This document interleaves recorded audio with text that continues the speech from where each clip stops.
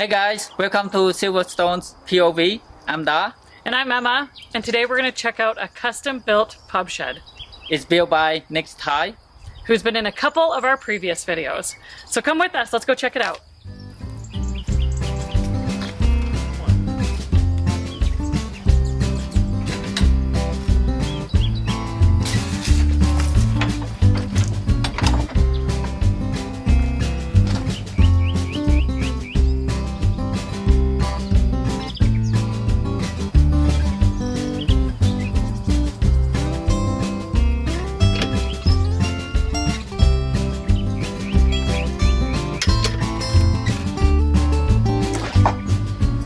Hi guys, come on in.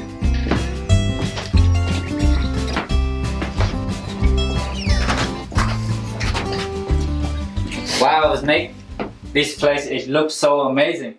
Yeah, it's really incredible in here. We're going to have a little sit down and a chat about everything that's going on in here. Yeah, you have to tell me all about this amazing place. Sure, no problem. But let me first pull you a pint. That looks delicious. Yeah.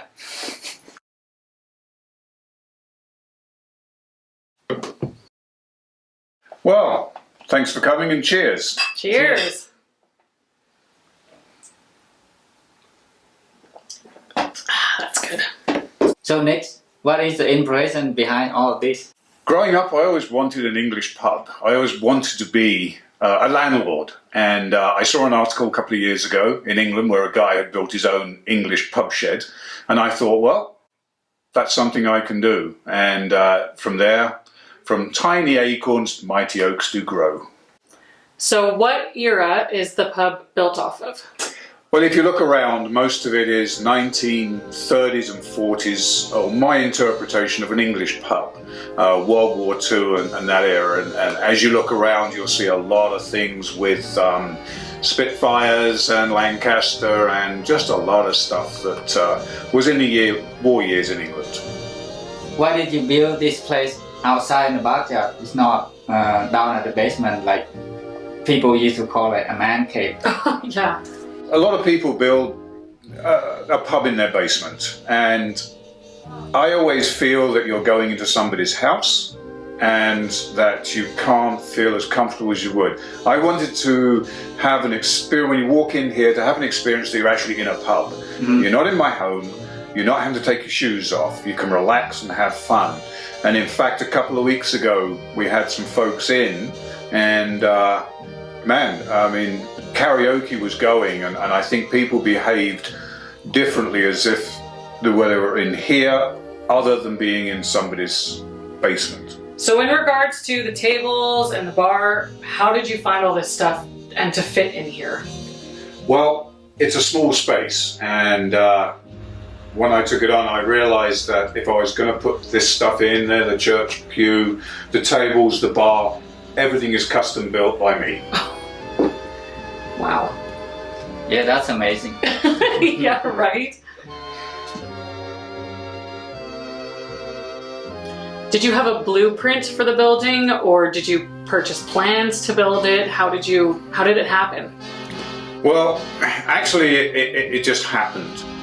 I really didn't have a blueprint. I had an idea, and that idea grew as it went along. I had an idea, and it just created itself as I went along.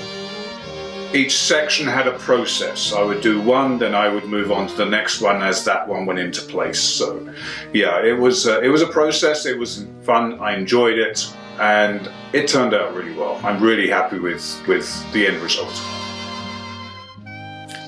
Wow, look, all this stuff in here. Where did you get all this stuff? And they look like really, really old and classic. And did you have all this stuff like collected over the year, or you just get it after you come up with the idea to build this pub and you find, oh, I need something like this, and it looks amazing? As I said before, most of the idea is my concept or my idea or impression of an English pub from World War II. So that lent itself, from my memories of growing up in England, the horse brasses around the window, I remember those, the radio that's in under the dartboard, that's 1938. So the items that are in here I have tried to keep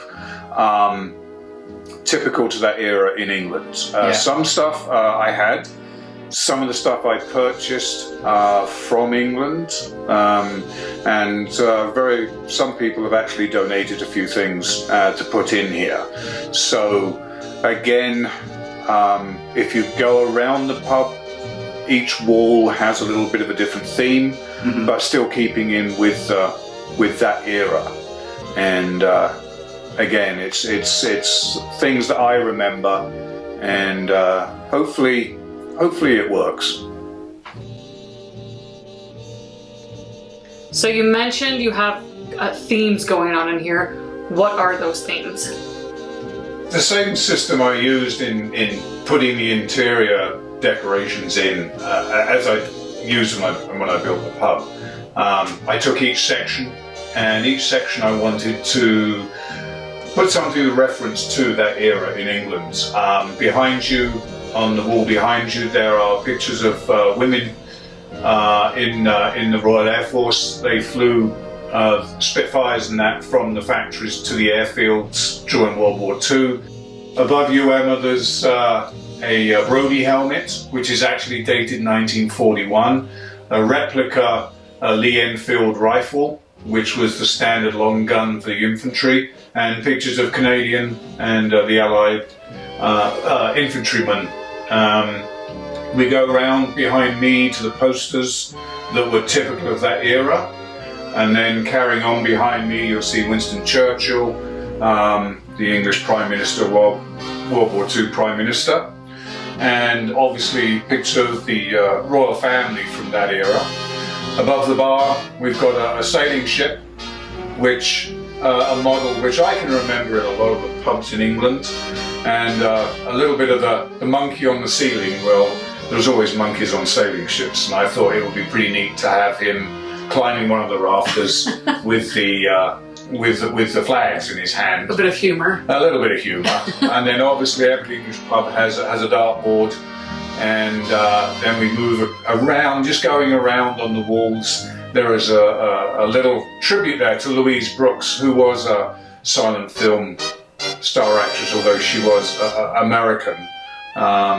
Just absolutely gorgeous, just when I saw that picture, the big picture just took my breath away. And then carrying on around, there is Fox and Hounds, pictures of Fox and Hounds, and obviously the Fox of the Fox and Hounds. And a little bit further on, there's the iconic World War II plane, the Spitfire. I see you got menus there, and the food, it looks strange to me.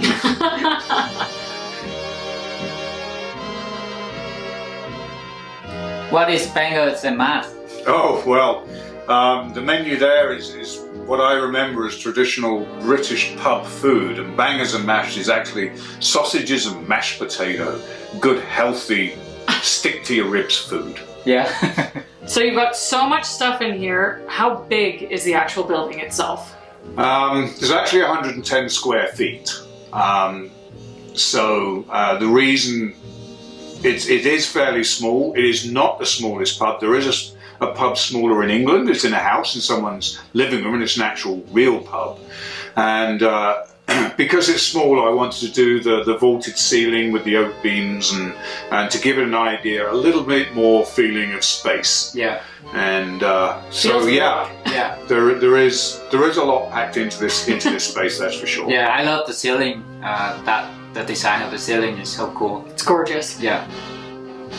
So if you had to pick one thing out of all of the stuff in here, what is your absolute favorite item? Well, I guess the home-built kegerator is one of my favourite things, but I think my most favourite thing in here at the moment is the mechanical bird in the brass bird cage. That is really neat. The bird actually is, as I said, everything in here I tried to keep typical to the 1930s and 40s, and actually that bird is 1930s. And the amazing thing is it still works and it sounds absolutely gorgeous. Wow. Thank you guys so much for watching this video, and thank you so much Nick that invite us come in today and to show us and everyone your amazing Top Chef. Well, thank you for coming, and we're having an Oktoberfest event next Saturday evening, so please come along. We'd love to see you. Woohoo, yeah. Yeah, You can see the pub in the evening, and all lit up. It's great. All right, well, like, subscribe, and watch our videos, you guys. Thank you so much for coming, and cheers. Cheers.